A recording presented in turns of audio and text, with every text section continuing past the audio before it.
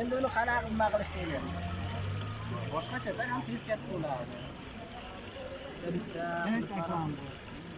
O'zi yaqinda 130 litrli qilib yasatib kichkina asbobda. 30 litrligim bor. Menga to'g'ri kelmagani